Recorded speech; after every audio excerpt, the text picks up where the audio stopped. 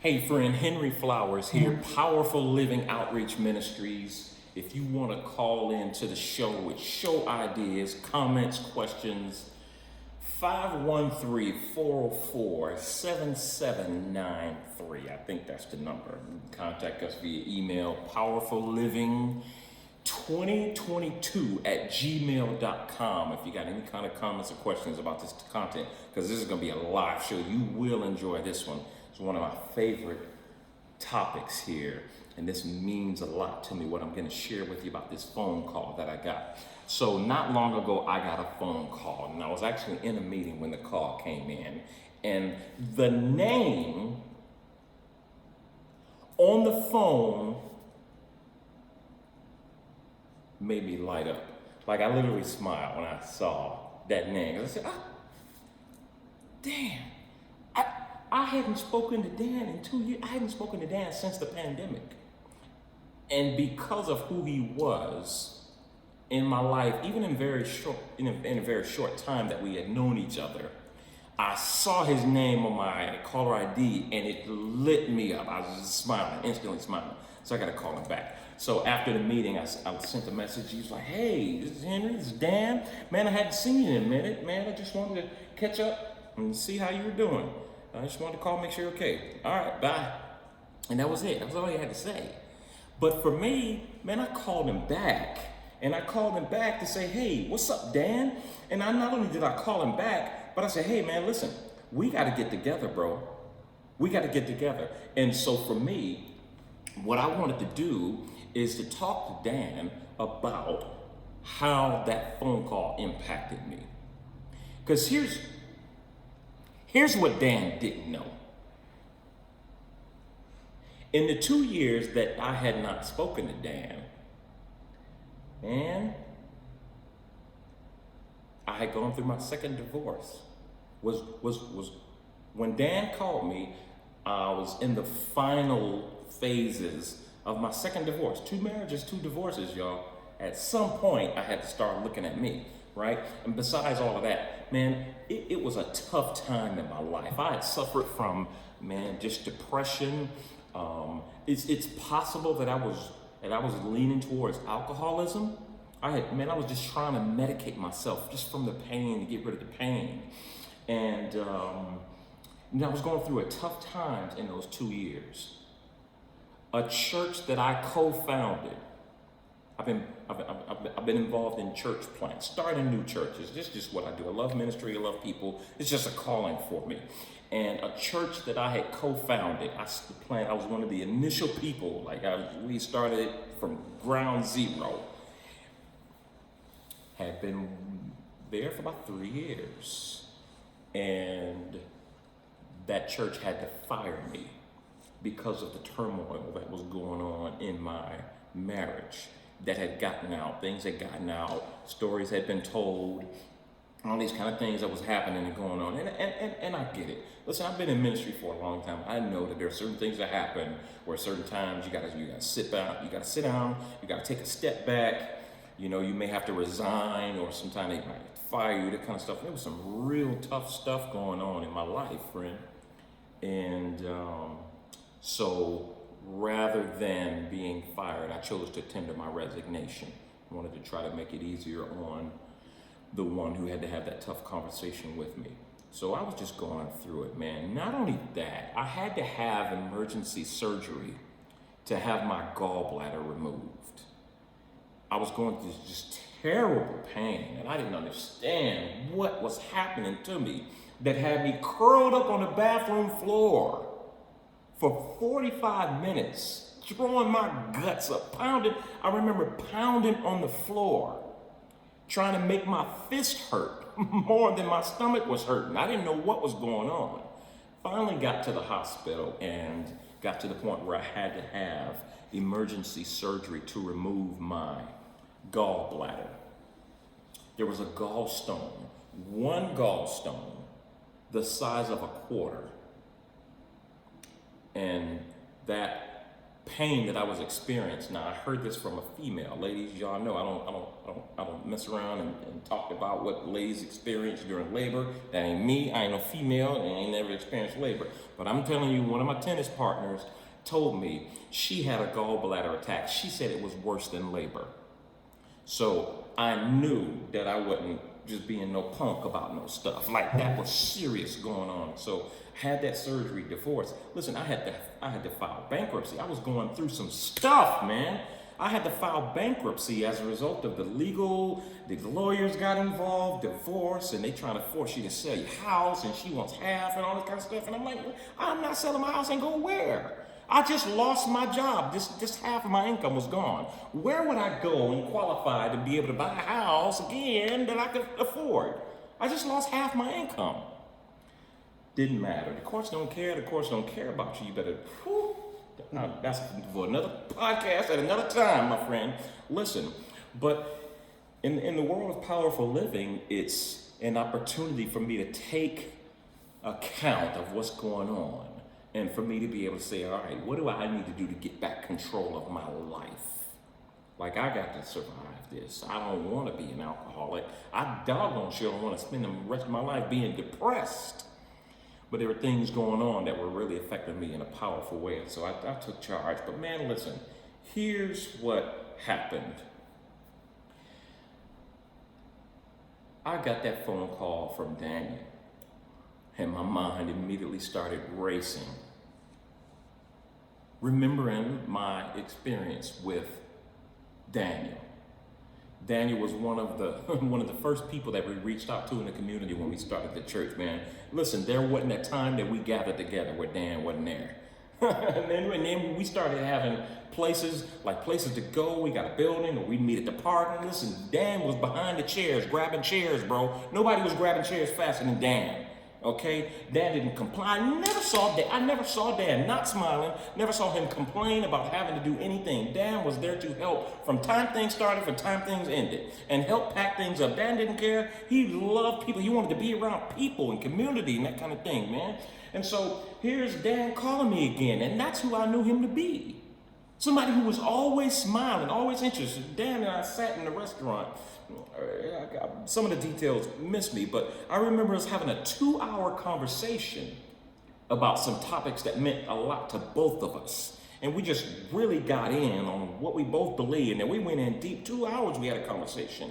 And we left that place complete. I didn't care about his beliefs being different than mine. It didn't matter because that was Dan. That was somebody who meant something to me. Being in relationship with somebody, talking things out, learning how to work things, learning how to think, man. Listen, Moses went into Egypt talking about let my people go, man. I'm here on this internet and this World Wide Web talking about, hey, listen, let my people think. If I can get people to think and get to the point where you don't have to have everybody in your circle who believes what you believe. Listen, if everybody in your circle believes the same thing you believe, I'm telling you, from me to you, that's a weak circle. That's another podcast, one at a time. Let me stay focused. So here I have with me, because I wanted to talk to him about that experience and how that phone call impacted my life. I got Dan with me today. Say what's up, Dan. What's up, Dan? Hello. Listen, Dan, I told them a little bit about what I was going through. When you and I connected again, it meant something to me. It made me feel loved. Like, we didn't have a whole lot of deep stuff happen in our relationship, but we had been together long enough to where I could at least call you a friend. And all of the things that I just said about you were true and real. I don't say stuff about people that I don't mean, right? And so for you to call and to be able to say, hey man, I just wanted to see what you were up to and talk to you for a while. Tell me what inspired you to make that call, Dan.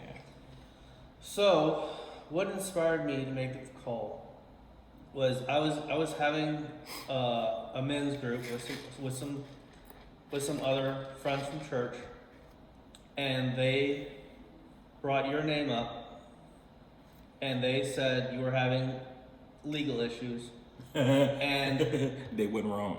and as soon as they said legal issues, I just dropped the conversation, and I'm like, okay, I'm gonna make it a priority to call you and find out for myself instead of hearing rumors. I hope you heard what he just said. How do rumors get started? It started by the jealous people, and they get mad cause something they said and somebody else is holding. Man, listen, don't get me started about rumors. I love this guy. Did you hear what he just said? He wanted to hear it from me. He wanted to get my side of the story. Now, did you know my ex-wife? Yes. So he knows my ex-wife and he knows me. And he didn't want to hear a secondhand story. And it's possible, I don't want to know. Don't tell me. I don't want to know whether or not he spoke to my ex-wife or not, because that ain't none of my business. I don't care, right? He wanted to hear from me and checked, and he said, hey, legal trouble, let me check and see if my homie is doing all right. That part. So here's where I want to really focus on, just for the sake of time. When you dropped it, did you ask them if they had heard from me?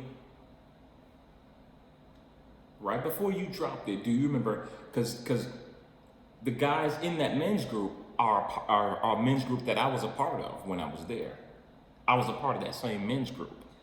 I think I asked them when the last time they heard from you. Mm-hmm. But I don't remember their replies. Mm-hmm. Mm-hmm. Well, let me tell you from my perspective. Some context. All those names that you mentioned, well, let me say it like this.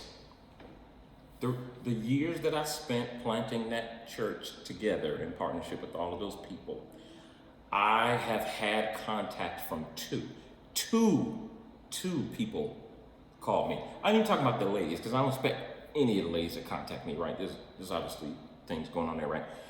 But the guys that I was in at least some kind of relationship with, two of the guys called me. Now, this was a church probably, it was about an average sized church. Average sized church in America is about 75 people, believe it or not. According to the United States Census, most people don't realize this, the average sized church in America is 75 people. That's according to the census. So this church was definitely 75 people. So we got an average sized church, and then two people out of that 75 contacted me we'll just say within a year, because I think I had been gone a little bit more than a year when Dan, you contacted me. So it was about, actually, let's see. So I resigned in March. You contacted me, so this is August. Mm-hmm. Yeah. So it's about a year and a half, or a few more months, right? Two people. And those people in that group, none of them contacted me. Now here's what I want to focus on, because I think at the heart of this issue is, for me, when I'm telling you, Dan, that phone call made an impact in my life. And I've been here, this is 2 weeks in a row we've gotten together, right? Yes. Listen, that phone call made me feel loved. It made me feel loved, like somebody cared about what I was going through, at least enough to want to know. And he said, hey, listen, I don't want to hear secondhand, hear from other people. I want to hear from you. This dude called me. Check it out. Everybody in that venue has my number. Everybody. Now listen, church. See, this is about love. You're talking about something that everybody wants. Everybody, it is not money. You can't find everybody wanting money. Some people are content. Man, I am not a lavish person. Material things don't bother me. I don't care if I have them. I have the stuff that I need. And I don't need no more. I don't need a bigger. I don't need more. There's just certain times in my life where I'm okay. Everybody wants to be loved. Everybody wants to feel valued. Everybody wants to feel like their life means something to somebody else. And especially when they start getting down and out and tough times happen, man, in COVID, how many people have you lost? And man, please, during this pandemic, people have been going through stuff. I lost a good mentor of mine, great minister, Mark. That was a good friend of mine. Since I've been here in Cincinnati, he helped me make so many connections here in Cincinnati. He was a good minister.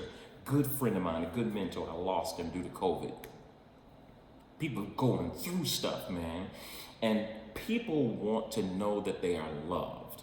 You know, that just that is universal. I believe that love is the universal language. It's the universal lubricant. It makes everything work well when people feel loved. And that's really the heart of powerful living, because when I tell you that I want people to learn how to gain power in their lives, this is what is really, really key. We really need to grab hold of. There are too many church folks that say, I love God and he loves me and I'm in a relationship with God who is love, but sometimes we can be some of the most unloving people on the planet.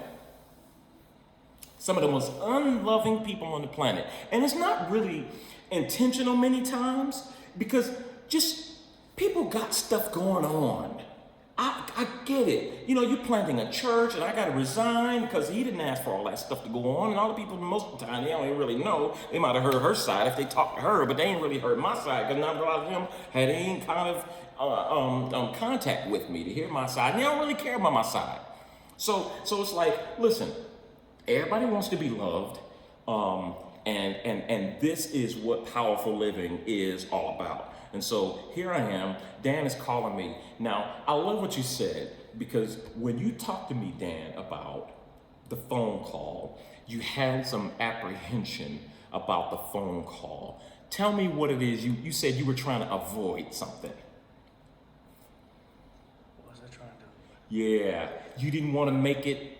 I avoid small talk because I assume the person is busy.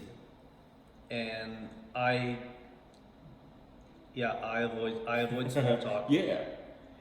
Were you concerned about it feeling awkward if you just called just to say, hey? Oh, it was awkward. It was very awkward. See? But it was well worth it. See, that part is what I appreciate the most. So here you are, you were willing to possibly make it awkward, to make it weird, or whatever it could have happened, because you say people are busy, and that's true. People are busy. I got a busy schedule just like everybody else, right? And somehow this guy Daniel was able to overcome all of that and just say, I'm just gonna call him. And I didn't answer the phone, so you had really no idea what that could have meant. Because a lot of times, you know how you do. Come on, church folks. It's church folks that I'm talking to now. Y'all know how y'all do when folks done left the church. Folks done left the church, and sometimes many, depending on the atmosphere that you in, you fit in your heart. You say, oh, they done left God. Oh, they ain't saved no more. Oh, they done sinned. They done backslid. They just left the church. No, how about they just backslid out the door like Michael Jackson moonwalking out the door? How about they just as close to God as they've ever been, and maybe they just going through stuff? How about that? And how about you be willing to make it awkward, or willing to feel like you don't really know what's going to happen if you contact somebody, and then put yourself out there, take a risk, take a chance, and say, hey, I was just thinking about you. You don't never know how it could change somebody's life. This is powerful living, y'all. This is what I'm talking about. People of God who say that they want power to show up, who say that they connected to the Almighty God, can sometimes be the most unloving people on the planet. And it ain't because they mean to, it's because a lot of times they're not willing to make it awkward. Trying to protect themselves from what? Mm-hmm. From an embarrassing moment, or if he don't call me back, I mean, he don't like me no more, or he done left God, he don't love God no more. I'm gonna drop something on you in the end about this loving God thing, because the universal principle here is love, because everybody wants to be loved. And in the realm of powerful living, man, a lot of times we don't have the love in our lives that we say we want, because we don't do the work to create it. We don't want to do the work. Now I'm going in, I'm about to go in right here once I turn my light back on. Watch this. I'm about to go in. Many times, you don't have contact with people who have left the church, or left your relationship, or left your job. You won't recontact them. You know why? Because you don't want what they got to rub off on you. They don't want my cooties. We heard Henry and is going through a divorce. And we heard some things about him that may or may not be true. Or if those things are true, then I don't really want to. Willing to believe the worst about somebody. Boy, you better be careful about how you are willing to believe the worst about. That's why I love this guy. This guy right here. This guy I'm looking at right there. I love that guy. He said, I ain't want to hear nothing else. Let's go on with the man. I'll find out for myself. I'ma call him. See? Folks leave the church and you don't want their cooties on you. You don't want to get their cooties. Somebody commit adultery.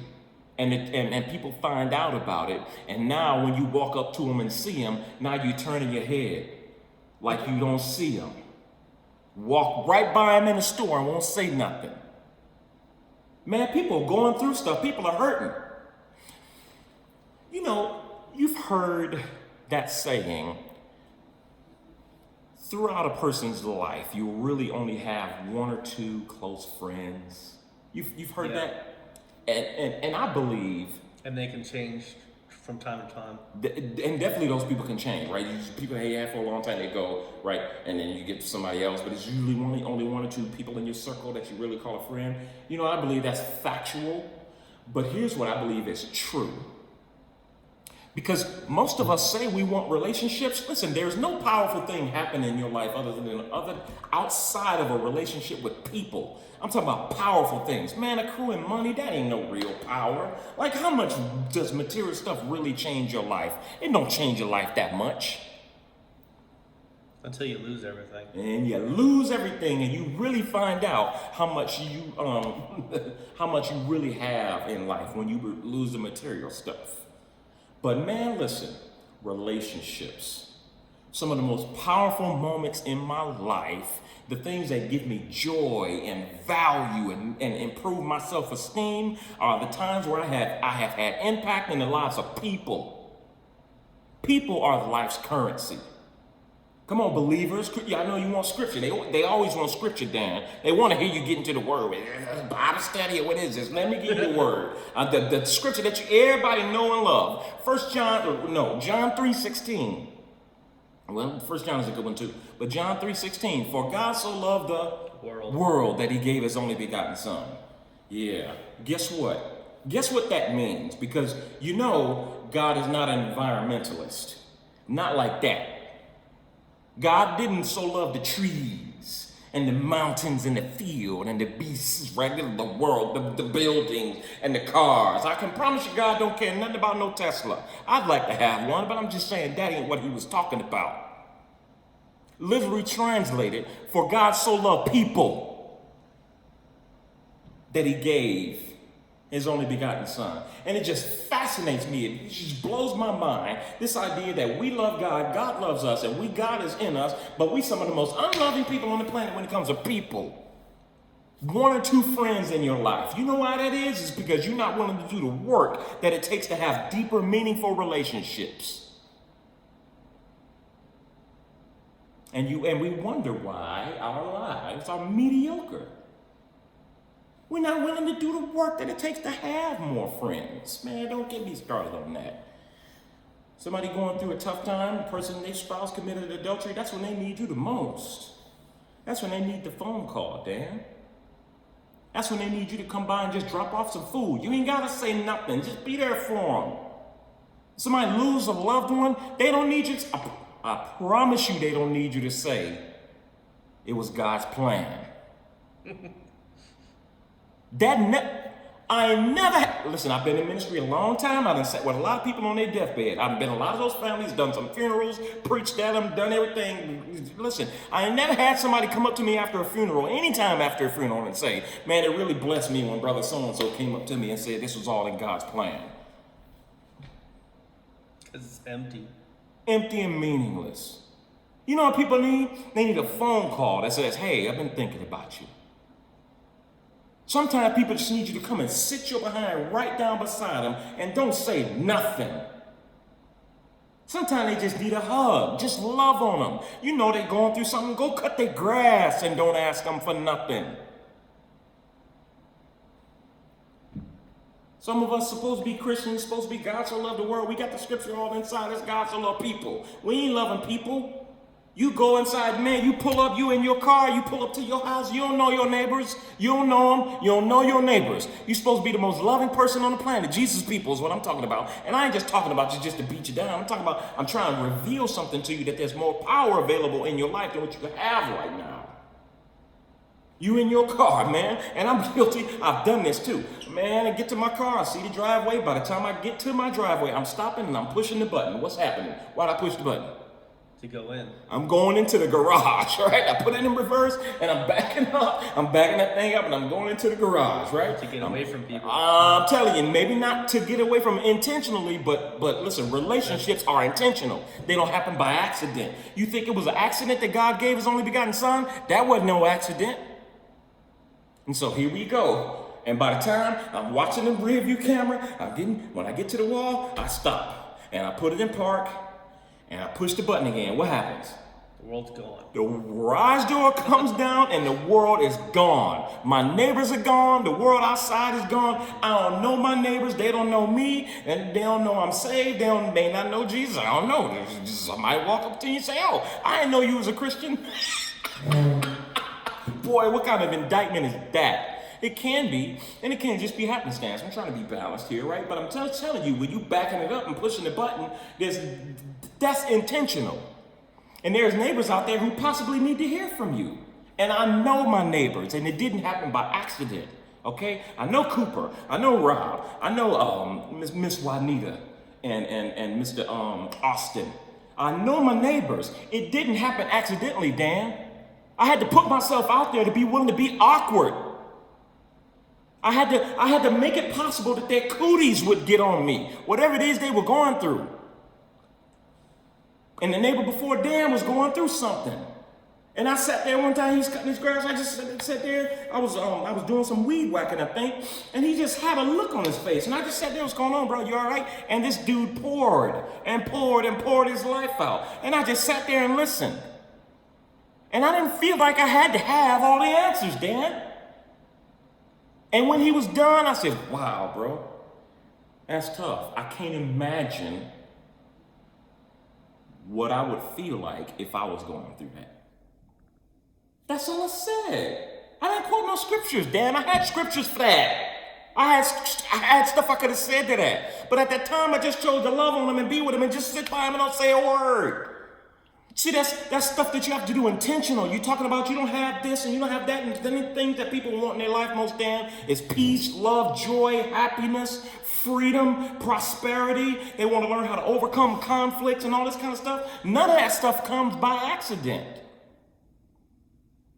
You got to be intentional about it and be willing to put yourself out there. Man, I got too much to say on this. We're going to have to make this another podcast, man. Because y'all can tell I'm not really passionate about this. But listen, man, Dan, that phone call changed my life, man. And one of the things that I love about you, and this is where y'all really need to hear this. One of the things that I love about you, Dan, is that you are who you are aside from faith in Jesus Christ. And I don't care. And he don't care. Dan is not a believer, y'all. And guess what? I don't care. Dan, I am not so insecure in my faith in Jesus Christ that I got to be nervous around you or stay away from you because you don't believe. I don't need nobody to believe what I believe. I know what I believe, and I'm pretty secure in it.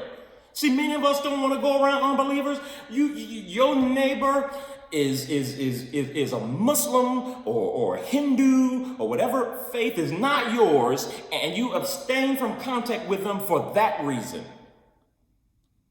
Well, the Bible says to be unspotted from the world and not have friend. A friend of the world is the enemy of God. That is not what that scripture means. That is not what that means. You need to study. For God so loved people, and the people that he loved at that time, every one of us was unsaved. Every one of us. But God led with love. He was willing to make himself uncomfortable. Don't talk about what he was willing to do in order to win people. Oh my gosh. So it's like, I'm gonna ask you again, friend, just like I asked you, in the realm of powerful living, the first thing to create a powerful life that you love, because Jesus says, I came that you have a rich and satisfying life. That's what he came for, and some of us who claim to be his are some of the most unsatisfied people on the planet. Because you're not operating in your faith. You're not working this thing. And so what does he say? He says, what do you want me to do for you? Is what he said to the blind man. So that's the question. What do you want, friend? Believer? Mr. Jesus person? What do you want? Do you want a rich and satisfying life? Listen, there is no richer life, there is no more satisfying life than a life that's surrounded around relationships with people. Life was made to be relational, not transactional. Business ventures, material things, surface relationships, going to work, coming home, these kind of shallow things, that's transactional stuff. Jesus says, I don't even call you man, listen, you are not my servants. I'm calling you friends. That's transactional stuff. Servants do transactions, right? We have a relationship that's based on money. I pay you for what you're worth an hour. Okay, that's what you're worth. You do that. You pick up them guys, you miss some. Pick that up. Go where the hog at? There's a hog missing. Go find him. When you go find him, I'll give you a paycheck. That's transactional. Jesus says, that ain't what I called you to be. Now I want you to be friends. Your life will only be as powerful as the relationships that you create. And so if you ask yourself, what do you want? Do you want a powerful, rich, and satisfying life? I'm telling you, that's a result of your ability to impact people in a powerful way. Dan, I've been talking too long. Go ahead, brother. Some people are so poor that all they have is money. This man preaching for me now. Dan, I have been around wealthy people in my life. I've just different scenarios where I play tennis. A lot of wealthy people are around tennis. I ain't one of the wealthy people. I tell you, I've been around wealthy people. Let me tell you something. I drive ride share, so I'm always picking up people from different walks of life, taking them any and everywhere. Okay, I might go to the hood and I might go to Hollywood in the same day, okay? I've met some of the most wealthy people, and they were not necessarily the happiest. They weren't. I went to an educational seminar, and there was people from all walks of life in that educational seminar, and some of the most miserable people on the planet. Wealth does not make happy.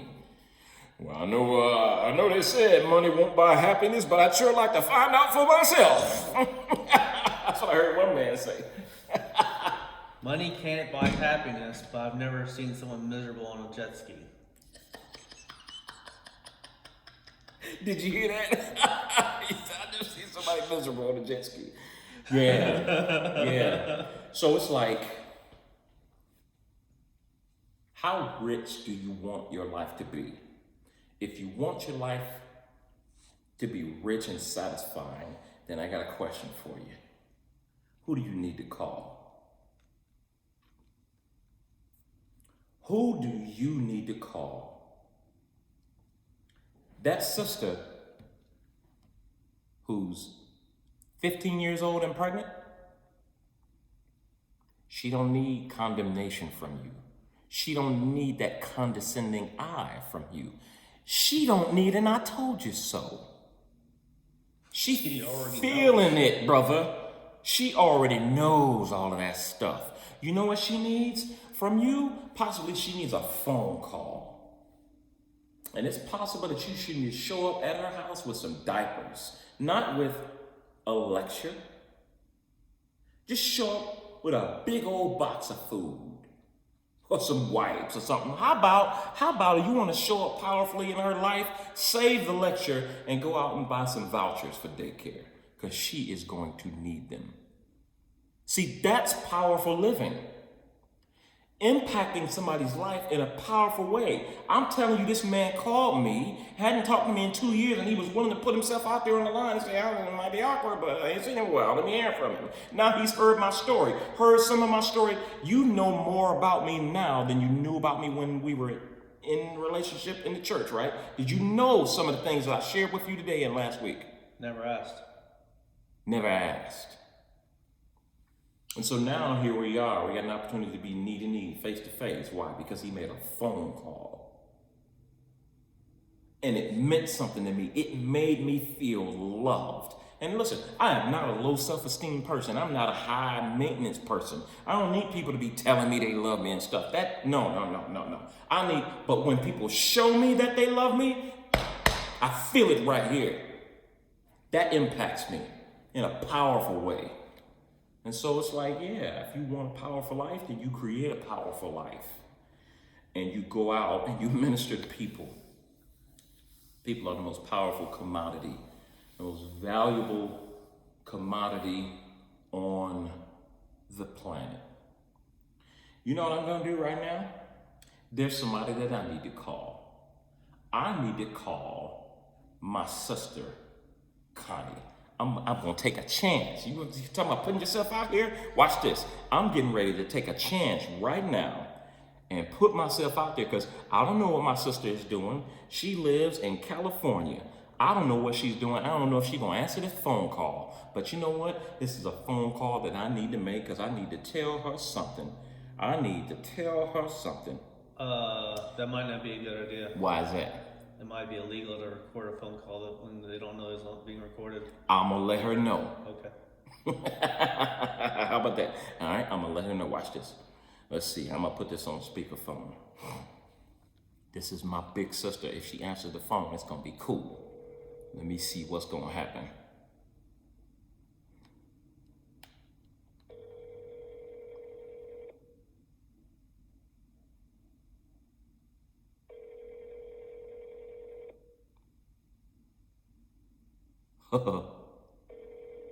Nope. All right. She doing other stuff. This might be how you felt. Please leave your message for. Okay. Well, she ain't there, and that's okay. I will, listen, I can tell you what I am going to do. Tag, you're it. I am going to talk to my sister Connie, because there's some things that I need to say to her, because she's been a certain way towards me in my toughest times. These last 2 years of my life been the toughest times of my life in a long time. And she made an impact in my life then, just the way you did. And I want to call her and tell her about it. You know why? Because it's the right thing to do. Loving people is just the right thing to do, y'all. Dan, your phone call made me feel loved, man. Well, you're welcome. And I'll always appreciate you for it. Y'all, listen. Powerful living is about creating a life that you love. And I'm here for it, and I'm here for you. And I want us to be able to reach out and be willing to make ourselves uncomfortable and invest in the greatest commodity on the planet. And that is people. It is not money or material things. The greatest commodity on the planet is people. Powerful Living Outreach Ministries. 513-404-7793. Powerful Living 2022 at gmail.com. I want to hear from you. I want to hear how this show is impacting your life, what made you think about, what you might be planning on doing. If you're in person, listen, go to, we are here at, what's our address? If you're here in the Cincinnati area, you can actually visit us on Tuesdays at 7 p.m. Listen, we are at General Dentistry in the upper room. You like that, don't you? The upper room. I knew you would, because I did. We're in the upper level of General Dentistry at 5616 Wolf Pen Pleasant Hill Road in Milford, Ohio. Come on through. Tuesdays at 7 p.m.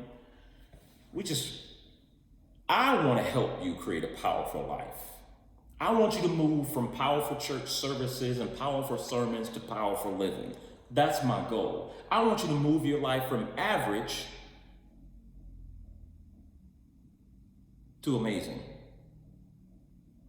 I want to help you move your life from mediocre to magnificent. I want you to go from ordinary to extraordinary.